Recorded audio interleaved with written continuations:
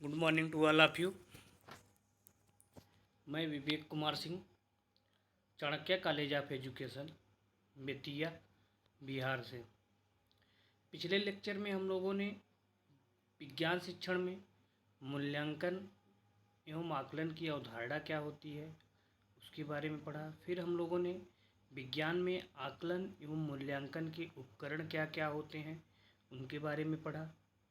उसके बाद हम लोगों ने विज्ञान शिक्षण में आकलन एवं मूल्यांकन के उदाहरण क्या हैं एवं उनके सोपान क्या हैं।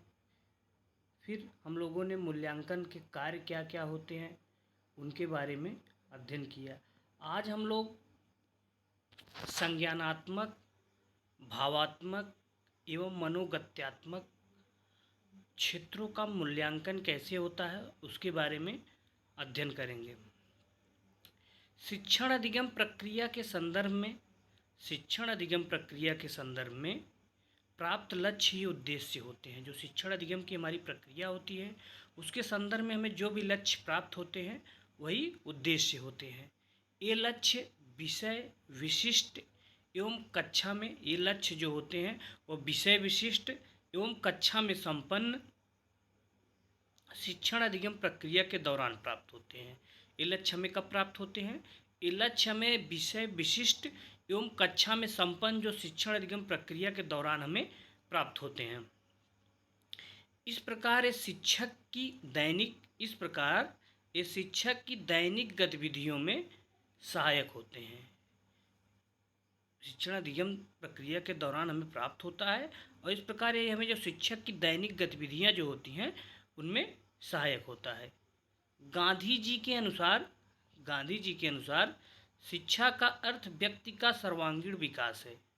गांधी जी के कथनानुसार क्या है?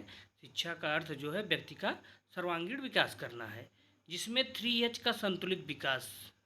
3H मीन्स इसमें हेड संज्ञानात्मक क्षेत्र, हार्ट भावात्मक क्षेत्र एवं हैंड मनोगत्यात्मक क्षेत्र को प्रदर्शित करता है। 3H का क्या मतलब हुआ? एक H हो गया हेड संज्ञानात्मक क्षेत्र, दूसरा H हमारा क्या हुआ? हार्ट भावात्मक क्षेत्र, तीसरा H हमारा हुआ हैंड मनोगत्यात्मक क्षेत्र को प्रदर्शित करता है। विभिन्न शिक्षाविद जो हैं उनके अनुसार इन पक्षों से संबंधित जो है निम्नलिखित उद्देश्य निम्नानुसार हैं। जो विभिन्न शिक्षाविद के अनुसार इन पक्षों के संबंधित उद्देश्य निम्नानुसार हैं। वो क्या क्या है? संज्ञानात्मक क्षेत्र में क्या है, कैसे है? स्मरण मीन्स ज्ञान, अवबोध, अनुप्रयोग, विश्लेषण, मूल्यांकन, सृजन या निर्माण। क्या हुआ हमारा? स्मरण इसका ज्ञान का, अवबोध, अनुप्रयोग, विश्लेषण उसका, फिर मूल्यांकन, फिर सृजन या निर्माण। ये हमारे जो है संज्ञानात्मक क्षेत्र में आ जाता है। उसके बाद हमारा है भावात्मक क्षेत्र। भावात्मक क्षेत्र में क्या है? भावात्मक क्षेत्र में है अभिग्रहण।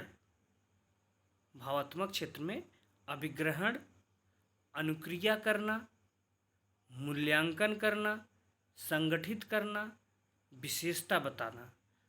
भावात्मक क्षेत्र में क्या है? अभिग्रहण, अनुक्रिया करना, मूल्यांकन करना, संगठित करना एवं विशेषता बताना आदि। उसके बाद हमारा है मनोगत्यात्मक क्षेत्र। मनोगत्यात्मक क्षेत्र क्या है? मनोगत्यात्मक क्षेत्र में क्या है? अनुकरण करना, किसी भी व्यक्ति के देख के जो है किसी भी व्यक्ति को देखकर अनुकरण करना। हस्तकौशल करना, सुनिश्चित करना, संयोजन, स्वाभाविकरण आदि। संज्ञानात्मक क्षेत्र में हमारा हुआ स्मरण, अवबोध, अनुप्रयोग, विश्लेषण, मूल्यांकन एवं निर्माण। और भावात्मक क्षेत्र में क्या है? अभिग्रहण, अनुक्रिया, मूल्यांकन करना, संगठित करना, विशेषता बताना। फिर मनोगत्यात्मक क्षेत्र में है अनुकरण करना, हस्तकौशल सुनिश्चित करना, संयोजन, स्वाभाविकरण। इसमें गतिविधि हम क्या दे सकते हैं? इसे संज्ञानात्मक, भावात्मक, तथा मनोगत्यात्मक, क्या क्या, संज्ञानात्मक, भावात्मक तथा मनोगत्यात्मक क्षेत्रों के लिए प्रदूषण प्रकरण पर उद्देश्यों का निर्माण करना। जैसे गतिविधि हम बच्चों को इसमें क्या दे सकते हैं, जैसे संज्ञानात्मक क्षेत्र है, भावात्मक क्षेत्र है, मनोगत्यात्मक क्षेत्र के प्रदूषण प्रकरण पर जो है उद्देश्यों का निर्माण करना। जैसे प्रकरण है हमारा प्रदूषण, प्रदूषण हेतु उपरोक्त तीनों क्षेत्रों में उद्देश्य किस प्रकार से उस पर निम्नानुसार हो सकते हैं। क्या क्या है, संज्ञानात्मक उद्देश्य में क्या हो सकता है, इस प्रकरण के अध्ययन पश्चात, संज्ञानात्मक उद्देश्य में प्रदूषण प्रकरण के जैसे है, तो उसमें इस प्रकरण के अध्ययन पश्चात विद्यार्थी का जो है प्रदूषण की अवधारणा का ज्ञान हो जा सकता है। संज्ञानात्मक उद्देश्य में हमारे क्या होगा, वो विद्यार्थी जो है प्रदूषण प्रकरण की अवधारणा क्या है उसके बारे में उसको ज्ञान प्राप्त हो जाएगा। और भावात्मक उद्देश्य, भावात्मक उद्देश्य में है प्रकरण के अध्ययन पश्चात, जब प्रकरण का हम अध्ययन कर लेंगे विद्यार्थी अपनी गतिविधियों के प्रति सचेत हो जाएगा। जब प्रदूषण प्रकरण जो हमारा है, विद्यार्थी जब प्रदूषण प्रकरण की अवधारणा का ज्ञान उसे हो जाएगा, तो भावात्मक उद्देश्य में हमारा होगा कि प्रकरण के अध्ययन के पश्चात विद्यार्थी अपनी गतिविधियों के प्रति सचेत हो जाएगा एवं प्रयास करेगा। विद्यार्थी जब सचेत हो जाएगा तो प्रयास करेगा कि उसकी गतिविधियों से पर्यावरण प्रदूषण में वृद्धि न हो। वो उसको जब ज्ञान प्राप्त हो जाएगा तो वो यही चाहेगा कि जो है उसकी गतिविधियों से जो है पर्यावरण जो है प्रदूषित न हो या प्रदूषण में वृद्धि न हो। मनोगत्यात्मक उद्देश्य, मनोगत्यात्मक उद्देश्य में क्या है, मनोगत्यात्मक उद्देश्य विद्यार्थी पर्यावरण की सुरक्षा हेतु सजग हो जाएगा। विद्यार्थी पर्यावरण की सुरक्षा हेतु सजग हो जाएगा।